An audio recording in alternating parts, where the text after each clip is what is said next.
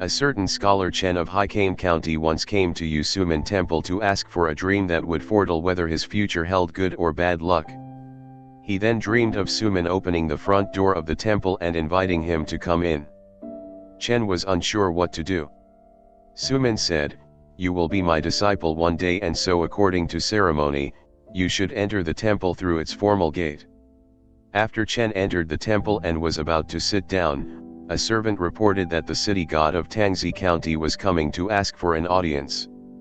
Soon he saw a god enter wearing a tall hat. Suman asked Chen to greet him as an equal, saying, "He is only an official and you are my student.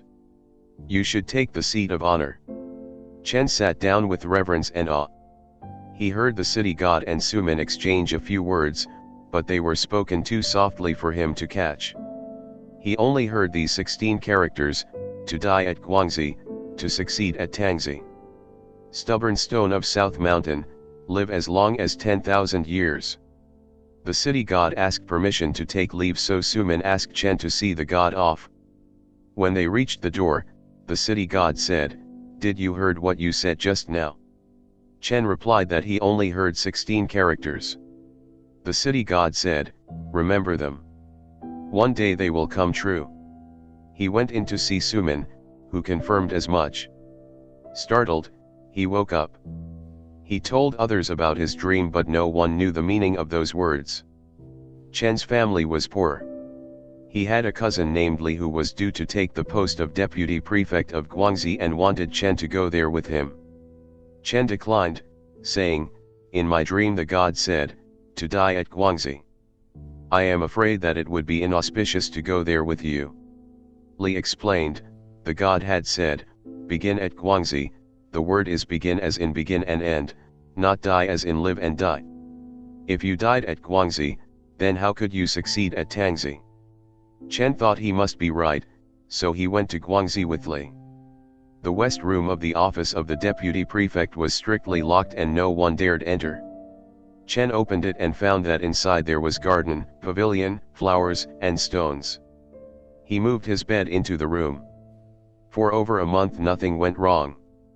On the Mid-Autumn Festival in the 8th month, Chen was drunk and sang a song in the garden that went like this: "The moon is bright like water reflecting on the pavilion."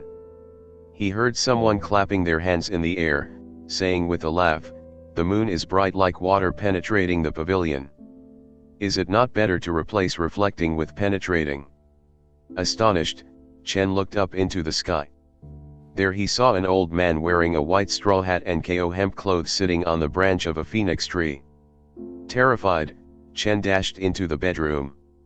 The old man jumped down to the ground and grasped Chen by the hand, saying, "Don't be afraid. Is there any ghost as elegant as me in the whole world?" Chen asked the old man which god he was, and the latter replied, "Let's not talk about that now. Let me talk with you about poetry."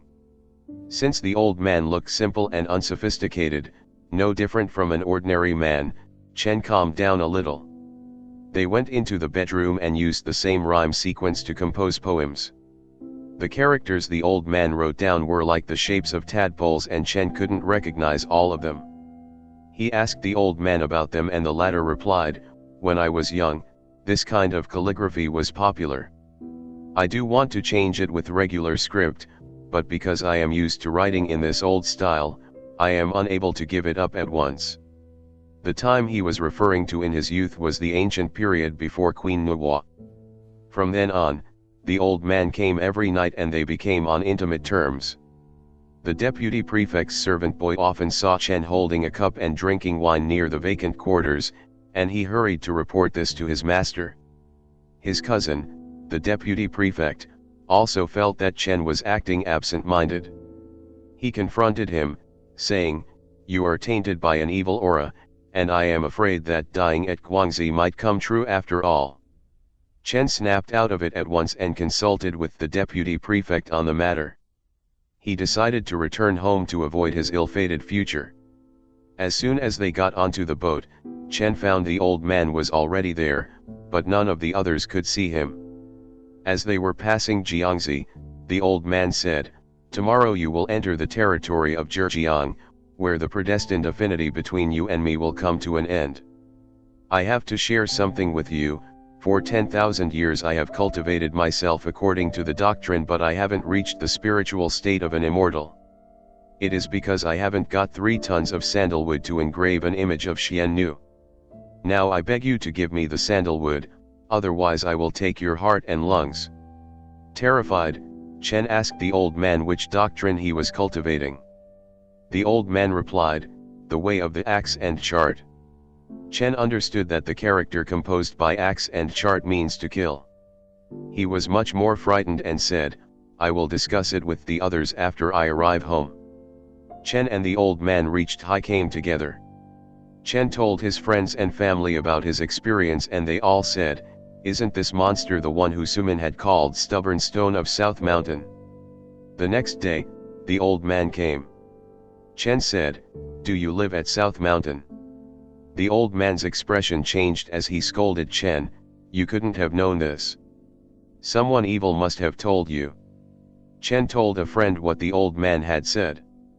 The friend said, "Then you can drag the monster into Suman Temple." Following these instructions, Chen asked the old man to go with him to the temple.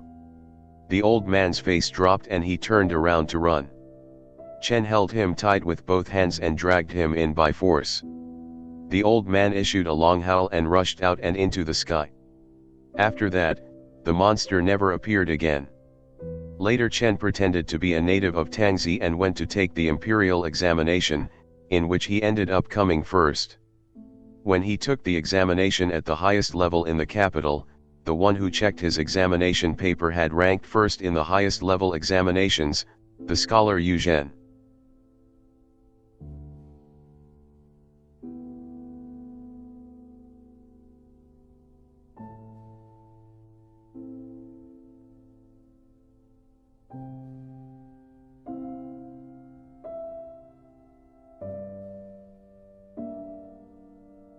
It was said that Fengdu County in Sichuan was on the border region between the world of human beings and that of ghosts.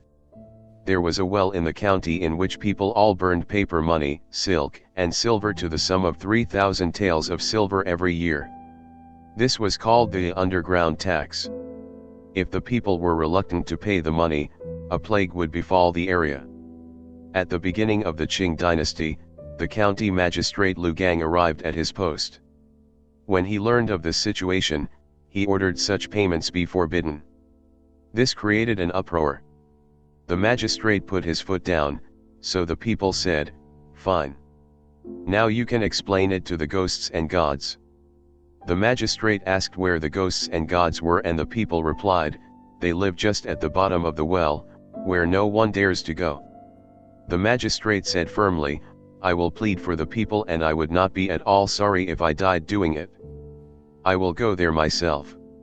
He asked his men to fetch a long rope to fasten around his body and to then lower him down the well. The people tried to persuade him not to go down there, but the magistrate didn't heed them. His assistant Li Shen, a bold and unconstrained man, asked the magistrate, "I want to find out what it's like in the realm of ghosts and gods, so please let me go there with you." The magistrate tried to prevent him from coming, but the assistant didn't listen. He tied the rope around his waist and went down the well too. They descended for almost 5 zhang, after which their dark surroundings became bright again. They saw there were cities, palaces, and houses just like in the world of the living. The people there were very short and cast no shadows on the ground when the sun shone on them. They could walk in the air. They said they lived in the well and didn't know if there was ground on the bottom. Upon seeing the magistrate, the ghosts all came up to form a circle around him to pay him homage, saying, "You are the magistrate of the land of the living, what have you come here for?" The magistrate said, "I am here to plead for an exemption from the underground taxes for the people in the world of the living." The ghosts praised his worth and put their hands on their foreheads, saying, "This should be discussed with Yamaduke Bao." The magistrate asked where Bao was, and they replied he was in his palace. They led the magistrate Enli to a towering palace, in which a man sat in the seat of honor wearing a splendid crown. The man, who looked over 70, had sharp dignified features. The ghosts called out, "Here comes the magistrate of such and such a place." The man went down the steps to meet the magistrate and bowed, inviting him to sit in the seat of honor. He said, "The netherworld and the world of the living are separate, what have you come here for?" The magistrate stood up and made an obeisance by cupping one hand in the other before his chest, saying, "Flood and drought frequently occur in Fengdu and the people there have exhausted their financial resources. They are suffering from not being able to pay their apportionment taxes ordered by the court. Why should they pay silk and silver to the netherworld as if they were living here? I am risking death to come here and plead for the people." Duke Bao smiled and said, "There are bewitching bonzes and evil deists in the world of the living who allure people to fast and to give alms on behalf of ghosts and gods. No less than 10,000 families have been ruined like this. And since the road leading from the dark world of ghosts and gods to the bright world of the living is blocked, we haven't been able to tell the people the truth and thus expose such talk as false and deceiving. You are a bright man, and if you really do want to abolish what is harmful, you could have simply abolished it, for who would dare disobey you even if you hadn't come all the way here? Now to your credit, you have come here, proving your virtue and courage." Duke Bao had not yet finished speaking when a red light radiated from the heavens. Duke Bao stood up and said, "Emperor Fumo is arriving. It is best if you disappear for the time being."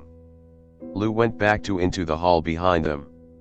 After a while, Guan Yu, with a green gown and long beard, slowly descended and exchanged the customary greetings between guest and master with Duke Bao. Most of what they said could not be discerned. Guan Yu said, "I sense the aura of a living being in your palace, what is it?" Duke Bao explained in detail what had happened. Guan Yu said, "According to what you have said, he is a worthy magistrate.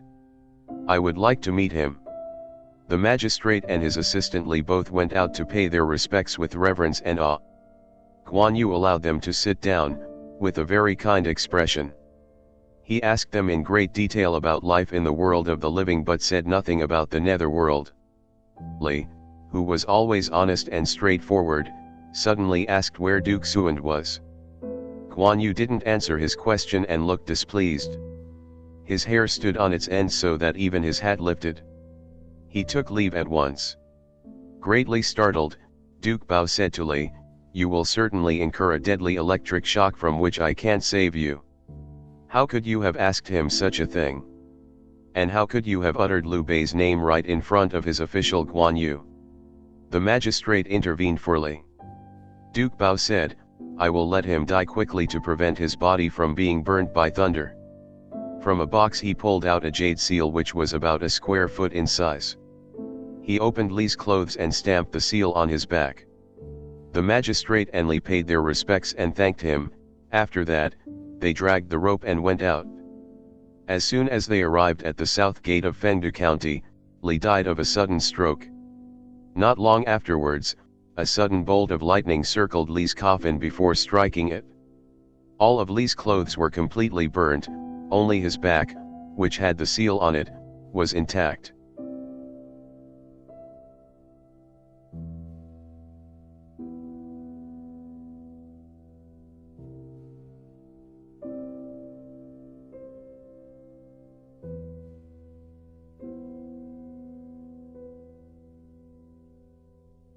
Sun Junchao of Changshu had a very cruel and vicious character, and was fond of slighting gods and mistreating ghosts. One day, when he was taking an excursion in the hills with some friends, Junchao felt bloated in the gut and was in need of a place to empty his bowels. He jokingly took a skull from a dilapidated grave, squatted on it and defecated into its opening, saying, "Does it taste good?" The skull opened his mouth and replied, "Good." Greatly terrified, Junchao darted away.